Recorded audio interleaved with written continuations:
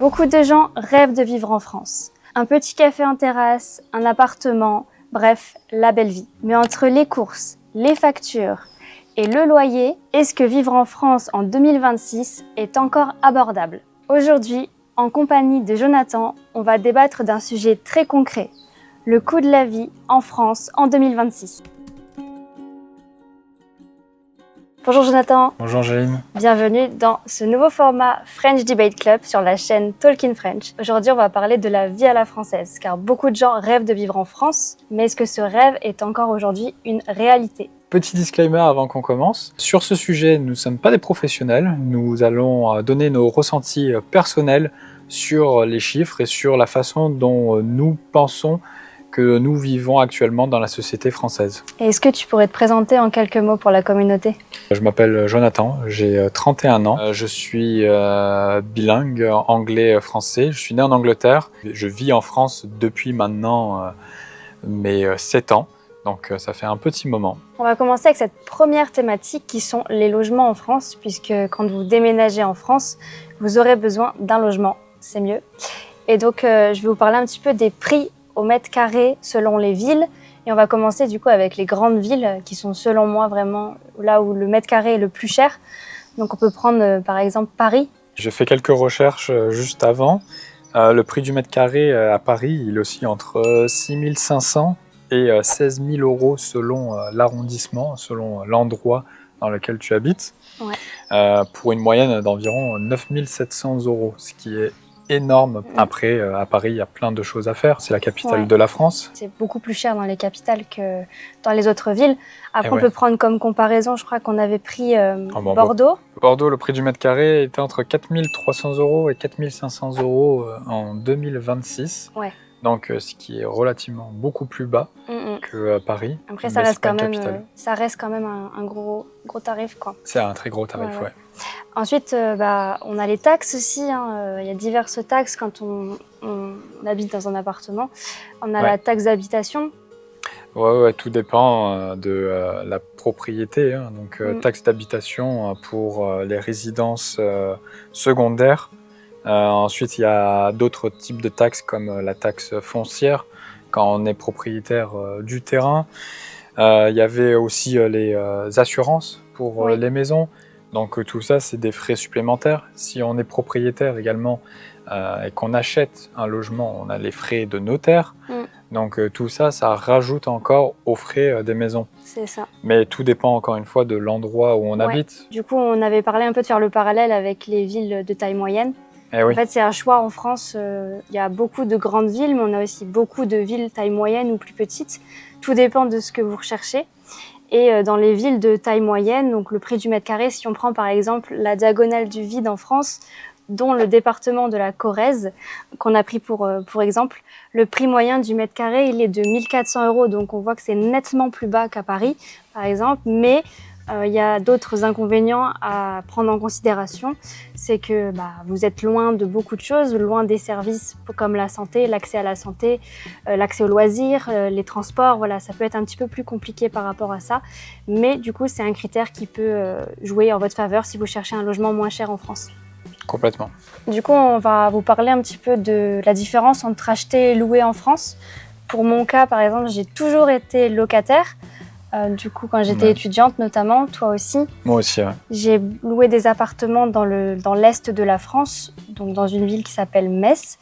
Et là-bas, je payais entre 600 et 700 euros par mois pour un appartement. J'avais que l'eau qui était comprise dans les charges et je devais payer un abonnement d'électricité en plus. Ouais. Si je faisais un calcul de mes dépenses complètes, j'étais à 1 000 euros par mois pour le loyer et les charges. Donc gaz, électricité et internet. Encore une fois, tout dépend de la ville. Moi, la plupart du temps, c'était des appartements étudiants, donc pendant mes études, où là aussi, c'est quand même relativement compliqué de trouver des appartements parce qu'il faut toujours quelqu'un qui se porte garant. Par exemple, chaque mois, on paye un loyer, ce qui est normal. Et la personne garante, la plupart du temps, c'était mes parents. Parce que si un jour je n'arrivais pas à payer mes loyers pour X ou Y raison, il fallait forcément que quelqu'un d'autre paye à la place. Et donc c'est là que la personne garante arrive Et moi, la plupart du temps, c'était mes parents. Moi aussi. J'ai vécu à Nancy pendant mes études, j'ai vécu à Toulon, à Aix-en-Provence. Oui, donc les prix des loyers sont très différents selon les villes là. Très différents, et surtout selon la taille des appartements aussi. La superficie. La superficie, en mètres carrés. Exactement. Par exemple, quand j'ai habité à Aix-en-Provence, j'habitais dans un studio de 19 mètres carrés où je payais 650 € par mois, ce qui était beaucoup, mais je me trouvais en centre-ville. Et il y avait beaucoup plus de soleil parce que c'était le sud de la France. Il y a un point aussi qu'on peut souligner en France, quand on est locataire. Souvent, les propriétaires demandent énormément de papiers. D'ailleurs, même les agences immobilières vont vous demander beaucoup de papiers pour compléter votre dossier de locataire. Ça peut être vraiment lourd. Il y a beaucoup de documents à remplir. L'administratif est très lourd. Et il y a beaucoup de concurrence aussi. D'ailleurs, tu avais une expérience à Metz où c'était très difficile d'avoir un appartement parce qu'il y avait beaucoup de gens qui attendaient d'avoir cet appartement-là, non? Oui, j'ai eu le cas où il y en avait pas mal qui faisaient la queue dehors, en fait, et j'ai visité peut-être une dizaine d'appartements avant de trouver la perle rare. Ah oui. Et finalement, tu as pu trouver, et c'était plutôt sympa comme appartement. Mais ça prend parfois 2 à 3 mois pour chercher, et encore, c'est relativement raisonnable. Oui, c'est vrai. Et tu as eu beaucoup de chance parce que tu as aussi eu un employeur qui a permis à pousser un petit peu ton dossier et qui a rassuré surtout les propriétaires et puis l'agence immobilière qui te loue l'appartement après. Exactement. Et pour tout ce qui est du coup achat d'une maison, je suis pas experte, mais j'ai mes parents qui ont acheté donc pas mal d'appartements et maisons. Et donc ils ont aujourd'hui une maison en retraite, pour la retraite, qu'ils ont acheté dans le sud de la France à peu près 400 000 €. Donc ça peut vous donner une ordre d'idée des prix ici moyens pour une maison classique, on va dire, dans une petite ville du sud de la France. Il leur reste uniquement les charges à payer du coup tous les mois, l'eau, l'électricité, ce genre de dépenses quotidiennes en fait. Et avant de passer au second grand thème de cette vidéo, je voulais vous parler du French Study Guide, qui est un guide complètement gratuit si vous êtes à un niveau intermédiaire et que vous êtes en train d'apprendre le français. Vous pouvez le télécharger directement dans le lien en description de la vidéo. Pour ce deuxième grand thème, on va aborder un sujet qui concerne les dépenses quotidiennes. Et pour commencer, on peut parler des courses et du prix des restaurants en France. La nourriture, nous actuellement quand on fait nos courses, on a l'impression qu'il y a tout qui augmente. Même de quelques centimes. Même de quelques centimes petit à petit. Je me souviens que toi tu avais toujours une référence clé quelque part où c'était les dosettes de café à l'époque, et à chaque fois qu'on allait faire des courses ou à chaque fois qu'on va faire des courses, tu regardes le prix pour savoir à quel point ça monte. Sur le panier moyen, en fait, tout augmente de 20 à 30 centimes et au début on le voit pas et puis petit à petit on se rend compte que toutes les semaines on en a un petit peu pour plus cher. Je me suis toujours dit que j'essaye de pas trop regarder l'argent lorsque je fais des courses, parce que j'aime bien toujours manger des produits frais, des produits locaux, des produits de saison. Oui. Après, tout dépend de comment on consomme, puisque pour prendre notre exemple, on habite dans une petite ville, et donc quand on va au marché, on a encore des produits frais qui sont abordables, notamment les fruits et légumes, la charcuterie, le fromage, ça reste quand même un peu moins cher qu'en supermarché. Tout dépend comment on consomme, encore une fois, mais c'est vrai qu'on peut s'en sortir et consommer et manger bien et sainement, surtout si on a envie, en consommant producteurs locaux directement. Et ça fait vivre aussi l'économie locale. Ah oui, complètement, les commerçants. Pour parler un peu de chiffres, on a fait un peu un panier moyen du coup des dépenses par mois pour les courses, et du coup tu m'as dit c'était à peu près... C'était environ, pour nous deux, on était à environ 400 € par mois sur nos courses. C'est ça. Donc, on fait les courses peut-être une fois tous les 10 jours. Ouais, c'est ça, à peu près. On en a pour une centaine d'euros, à peu près. Ouais, même plus, 150, 160 €, je dirais. Chacun? Ah oui, chacun, oui, on en a pour 90 € à peu près à chaque fois, chacun, en divisant par 2 les dépenses. Pour tout ce qui va être restauration, du coup, si vous aimez manger au restaurant en France, combien ça coûte? Alors, tout va dépendre. Il y a beaucoup de bons restaurants en France. Oui, il y a beaucoup de bons restaurants. À Paris, ça ne sera pas le même prix non plus que dans le sud ou que dans le nord de la France. Pour le sud de la France, ce qu'on peut un peu prendre le point de comparaison qu'on connaît, on va dire que pour une entrecôte frite, maintenant, ça peut chiffrer jusqu'à 25 à 30 € entrecôte. Après, pour une salade niçoise, par exemple, on va être aux alentours de 16, 17, 18 peut-être. Oui, selon l'endroit où on se trouve. En bord de mer, c'est plus cher, généralement. Forcément, on paye le cadre. C'est ça. Un café en terrasse à Paris aussi. Et ouais. À savoir que tout ça a une incidence sur tout le reste. On paye cher nos plats, mais parce que le prix de la nourriture augmente, les loyers sont plus chers, il faut payer le personnel, et le personnel coûte aussi plus cher. Ouais, on en reviendra sur les salaires, mais c'est un vrai sujet. Mais finalement, tout ça se répercute la plupart du temps sur les gens qui vont consommer. Et donc, ce qui peut les induire parfois à moins consommer. On peut prendre par exemple la pizzeria qu'on connaît. Par exemple, ils travaillent beaucoup avec des produits frais. C'est vraiment un challenge qu'ils ont envie de relever et c'est un gage de qualité. Et les matières premières coûtent plus cher. Donc forcément, ça se répercute sur le prix des pizzas aussi derrière. Et oui, matières premières, pizza, il y a le blé par exemple. Aussi qui augmente beaucoup, je crois. Le chocolat. Le chocolat, du cacao qui est plus élevé aussi. Autre charge qu'on peut avoir au quotidien, ce serait l'essence. Là, gros sujet actuellement, l'essence, notamment avec ce qui se passe un petit peu du côté du détroit d'Ormuz. Nous, on a vu l'augmentation significative de l'essence. Par exemple, moi, je roule au gasoil, donc au diesel. Il y a encore quelques temps, avant la guerre, c'était à 1,60 € à peu près le litre. Là maintenant, on est à plus de 2 € le litre. Donc, c'est monté à 2,5 €. Donc on réduit forcément nos trajets aussi, mais tout ça, c'est pas que chez nous, bien sûr. Ça arrive un peu partout dans le monde. Du coup, si on veut acheter une voiture neuve pour partir en vacances, ça coûte combien cette histoire?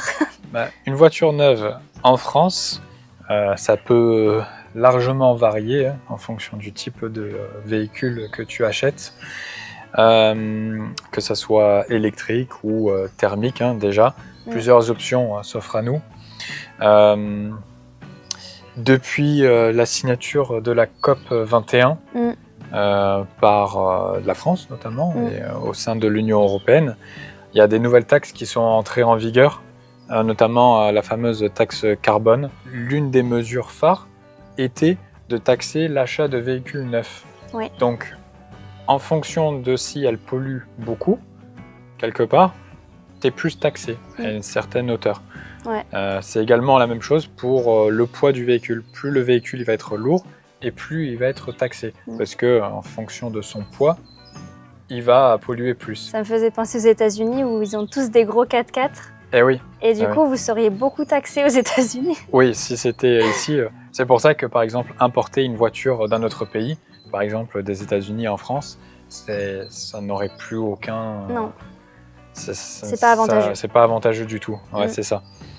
Et donc, quelque part, ça nous pousse aussi, nous, consommateurs, à aller plus vers les énergies on va dire, vertes. C'est ça. Électrique, par exemple. Notamment, Et ça permet aussi aux constructeurs, quelque part, de les pousser aussi vers des énergies plus vertes et de construire plus d'électrique et d'être peut-être plus sur le marché de la concurrence vis-à-vis des autres pays qui sont déjà, on va dire, un petit peu plus en avance. On peut enchaîner avec la santé en France. C'est un gros sujet parce qu'on a quand même un système de santé en France assez solide et avec beaucoup d'avantages. Pour citer la carte vitale, la fameuse, c'est vraiment un avantage où on paye le moins de frais possible quand on va se faire soigner, que ce soit chez le médecin ou à l'hôpital. Il y a également une mutuelle qui est souvent proposée quand on est salarié dans une entreprise. Ou bien qu'on peut payer soi-même par mois un abonnement. Qui est complémentaire finalement à la sécurité sociale. De la sécurité sociale, effectivement. Et donc ça permet d'aller chez le médecin et de se faire rembourser d'une partie de la carte vitale et de la sécurité sociale et d'une autre partie par sa mutuelle. C'est un gros poids en moins psychologique quelque part de dire qu'on peut se faire soigner sans forcément mettre beaucoup d'argent sur la table. On peut juste y aller et se dire c'est bon, je serai pris en charge. Oui, parce qu'on voit vite que les frais médicaux peuvent très très vite monter, notamment pour des opérations, ce genre de choses. Ça monte à plus de 1 000 €. Et c'est quasiment gratuit pour nous. Tout ça, ça vient aussi des cotisations qu'on paye mensuellement, finalement, sur nos salaires. Donc, chaque fois que nous sommes payés par notre employeur, il y a toute une partie de notre salaire qui part dans ces cotisations-là. Et ces cotisations-là permettent à ce que la sécurité sociale, justement, puisse vivre, avoir des financements et que, justement, on se fasse rembourser lorsqu'on a des frais de soins, des frais médicaux. Exactement. Et pour continuer un peu sur le positif, on a aussi en France un système d'aide pour le logement qui s'appelle les APL. Et donc, ça permet aussi d'avoir une partie du loyer selon vos revenus qui est prise en charge par ces aides. Donc pour ma part, quand j'étais étudiante, j'avais le droit à 90 € par mois d'aide, mais ça peut monter facilement jusqu'à 150 à 250 €. Et c'est pas pour tous les pays, donc je parle pour la France. C'est vrai que c'est quelque chose quand même qui les aides au logement. Ça peut aider quand on est étudiant ou qu'on n'a pas beaucoup de revenus. C'était essentiellement mis en place pour ça d'ailleurs, pour aider les gens avec de faibles revenus pour pouvoir se loger et pouvoir habiter convenablement. C'est ça. On peut peut-être, du coup, on était bien parti enchaîner avec les salaires en France. Oui, c'est vrai. Les conditions, un peu le monde du travail, les salaires, combien ça coûte, tout ça. Et quand on est salarié en France, quelles sont nos perspectives d'évolution dans une entreprise? Déjà, on peut peut-être parler du salaire en France dans le sens global. On différencie en France le salaire brut et le salaire net. Grosse différence. Oui, donc quelque part, le net, c'est ce qu'on va empocher à la fin. Donc, ce qu'on a dans notre compte bancaire quand il arrive. Et le brut, c'est ce que l'employeur va nous payer. C'est ça. Gros warning ici, en France, il y a vraiment un gros point noir sur ça, c'est que les entreprises doivent dépenser énormément d'argent pour recruter un salarié.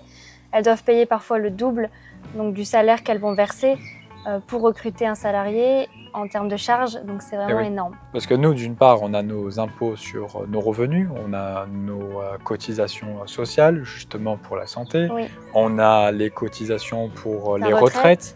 Donc on paye actuellement les retraites des personnes qui sont maintenant en retraite.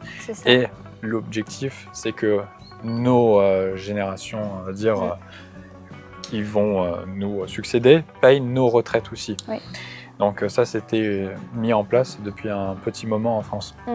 L'impôt sur le revenu. L'impôt sur le revenu, c'est ça. Et les patrons, lorsqu'ils nous payent, les employeurs, lorsqu'ils nous payent, eux aussi ont des charges. Donc des charges patronales, par exemple, où eux aussi vont payer et ils vont donner une partie à l'État. Pour recruter les salariés. Exactement. Donc c'est pour ça que parfois, on peut voir sur nos fiches de paye peut-être le double de ce qu'on gagne réellement. C'est ça. Mais tout cet argent-là part un peu à droite et à gauche aussi. C'est vrai. Et du coup, le salaire moyen en France, il est aux alentours de 2000, c'est ça? Ouais, c'est ça. Donc j'ai fait quelques petites recherches.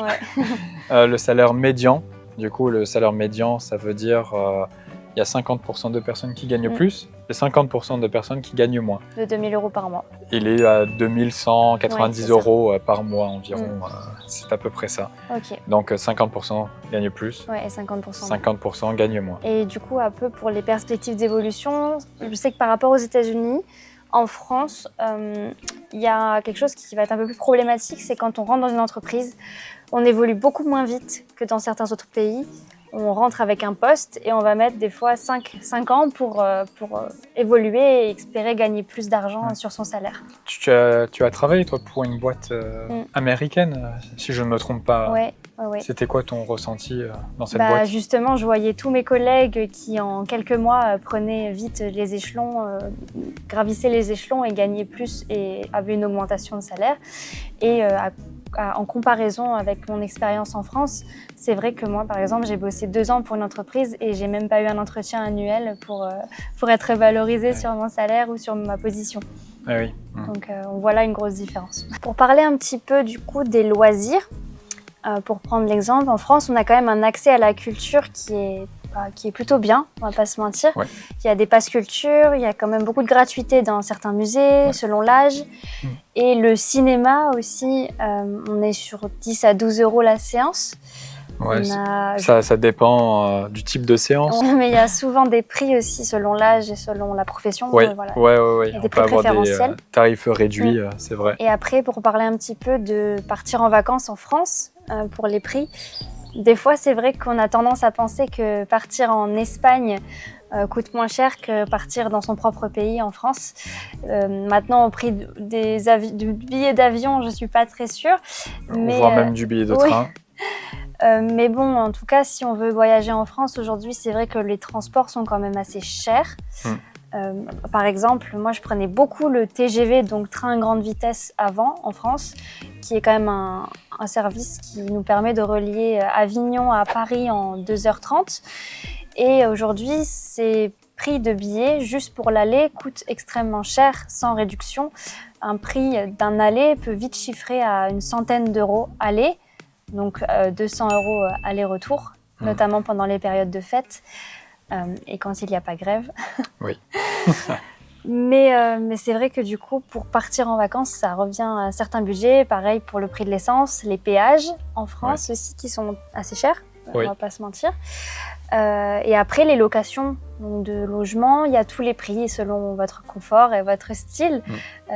Sur Airbnb notamment. Les vacances coûtent cher. Les vacances coûtent cher en France, oui. Mais du coup, nous, on partait beaucoup à l'étranger.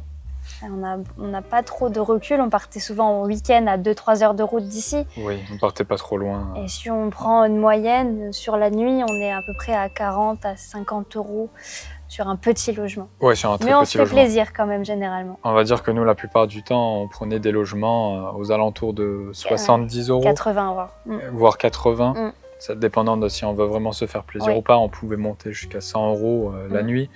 Mais c'est vrai qu'on ne restait jamais une semaine non plus. Non. Et on essaye de partir sur des périodes hors saison, donc où forcément les prix sont moins chers partout. Donc hors saison, c'est hors période de vacances scolaires. Donc c'est vrai que là, on y gagnait quand même un peu. Il y a une nouvelle invitée qui nous a rejoint pour la fin de la vidéo. Touloumi. Je te propose de passer à un mini-débat, si tu veux. Ouais, on va se poser les mêmes questions à tour de rôle. Et on va y répondre avec le plus d'honnêteté possible. Première question, je te laisse reprendre ton chien. Hop. C'est celui qui a le chien qui parle. C'est ça. Est-ce que tu recommanderais de vivre en France aujourd'hui? En toute sincérité, oui. La France reste tout de même un très joli pays. C'est très diversifié. Il y a énormément de culture en France. On mange bien. On boit bien, les paysages sont magnifiques, les villes sont très chargées culturellement. Il y a beaucoup d'histoires en France. Architecturalement parlant aussi. Le système de santé est quand même très au point, même si comme il y a des failles de partout. On n'en a pas parlé tout à l'heure, mais c'est très difficile selon l'endroit où on habite de trouver des médecins. Par exemple, quand on parlait du diagonale du vide, ou comme on peut l'appeler le croissant du vide, c'est très difficile de trouver des médecins, des docteurs, alors que dans d'autres grandes villes telles que Paris, Marseille ou Bordeaux, voire même Lyon, c'est beaucoup plus simple de trouver des médecins. Oui, ce qui paraît logique aussi. C'est ça. On est quand même dans un endroit plutôt central dans le monde, où il est assez facile de voyager vers d'autres pays. Le passeport français est quand même assez puissant aussi. Le passeport français est quand même relativement puissant, où ça nous permet d'aller un peu partout aussi. Le monde du travail se porte quand même relativement bien aussi. On a vu le salaire médian qui est quand même plutôt intéressant par rapport à certains pays. Après, il faut toujours voyager pour voir qu'est-ce qui se fait ailleurs. C'est ça. Et qu'est-ce qui est moins bien, qu'est-ce qui est mieux. Et j'ai envie de dire on ne serait pas un bon Français si on ne râlait pas un petit peu aussi sur ce qui se passe en France. C'est très français. Oui, effectivement. C'est le pays de la grève. Pour ma part, je recommanderais quand même aussi de vivre en France si on a envie de tester. Prenne le chien. Merci. Je recommanderais aussi de vivre en France, surtout si on est intéressé, comme tu disais, par la culture, l'architecture et l'histoire du pays, parce que c'est quand même unique en son genre. L'Europe, de manière générale, est très chargée en histoire. Donc pour ça, je recommanderais de venir voir ce qui s'y passe et de vous faire aussi votre propre avis vous-même. T'as tout dit en fait, franchement, je peux pas rajouter d'autres éléments parce que t'as bien nuancé aussi. Je vais enchaîner du coup avec la prochaine question, si tu veux me la lire. C'est moi qui te la pose. C'est ça. Allez. Pour qui c'est encore abordable? Ah, bonne question. C'est pas la plus facile d'ailleurs. En France, je dirais que pour être relativement confortable, il faudrait quand même avoir un statut cadre aussi. C'est quand même bien d'avoir une bonne place, une sécurité financière en fait, et de ne pas venir avec un trop petit revenu parce que ça pourrait être compliqué, surtout si on est tout seul. Donc je dirais que d'être bien établi dans sa profession, c'est assez facile après de trouver du coup une offre d'emploi et une position assez stable et assez safe, hein, on va pas se mentir. Et puis, je dirais de venir en famille, c'est quand même plus sympa aussi d'avoir ce confort-là de venir en famille. Et pour ta part? Oui, ça peut être abordable pour tout le monde. Tout dépend du travail que tu fais, comme d'habitude. Il y a certains travails qui vont être mieux payés que d'autres. Pas forcément ceux qu'on croit non plus. Il y a des métiers dans l'artisanat qui peuvent être très bien payés. Un très bon électricien, j'ai toujours entendu ça, peut être très très bien payé. C'est pareil pour un maçon, pareil pour un plombier. C'est des métiers que maintenant moins de gens veulent faire aussi, parce que c'est des métiers qui sont difficiles. Donc oui, ça peut être abordable un peu pour tout le monde. Je parlais vraiment, pour ma part en tout cas, du statut idéal, on va dire. Mais effectivement, si on a de la motivation, je pense que tout est faisable aussi. Oui, clairement. Est-ce que, selon toi, ça dépend de la ville? Oui, clairement. On peut encore reprendre l'exemple entre celui qui habite à Paris et celui qui habite en Corrèze, par exemple.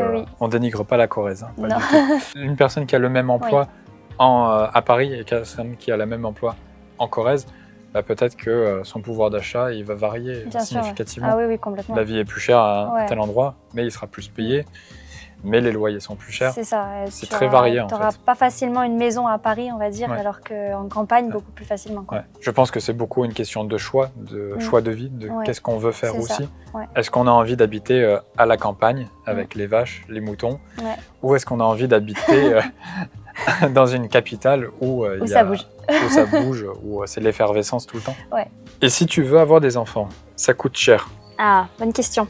Pour ma part, j'ai pas d'enfants, mais je sais que pour avoir discuté avec des amis qui en ont, ça coûte quand même relativement cher d'avoir des enfants. C'est quand même un critère qui est à prendre en compte quand on en veut.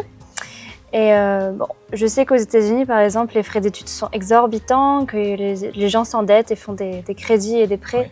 En France, les écoles privées sont chères. La fac reste très abordable, on va pas se mentir. Pour la fac, on paye uniquement des frais de dossier d'inscription. Mais c'est tout le reste qui revient cher. Donc, c'est-à-dire c'est les frais de logement et puis les frais de vivre au quotidien chaque mois dans cette ville. Et pour les enfants, la crèche, ça va aussi être un coût, la nourrice, tout ça, les dépenses d'alimentation, etc. Donc je vais pas trop m'exprimer sur ce sujet parce que je suis pas experte, mais en tout cas je sais que ça a un prix. Et ensuite, pour parler des animaux, le coût du vétérinaire, donc quand on prend des animaux, petit message aussi pour sensibiliser les gens, ça a un coût, mais ça j'imagine que c'est comme partout et dans tous les pays. Mais le vétérinaire peut vite revenir à 150 € la consultation selon ce qu'on fait et selon le nombre d'animaux qu'on a. Pareil, le prix des croquettes, tout ça, ça a un coût aussi. Mais ça, c'est pareil partout. Mais en France, pour donner un ordre d'idée, c'est à peu près ça. C'est une centaine d'euros la consultation, selon le problème. Et le prix des croquettes, c'est à peu près 30 € le paquet, qui dure un mois, on va dire. Si on ne prend de la bonne alimentation, en tout cas. C'est ça. Et pour finir, du coup, sur les maisons de retraite, qui est aussi une énorme dépense en France. Souvent, moi, je l'ai vu avec mes parents qui ont payé pour mes grands-parents. Ça peut chiffrer jusqu'à 3 000 € par mois facilement pour les EHPAD, donc les maisons de retraite. Oui, complètement. C'est des établissements, la plupart du temps, avec des personnels soignants à disposition. Qui prennent en charge nos aînés, nos retraités, qui ne sont plus en capacité de pouvoir vivre de manière autonome.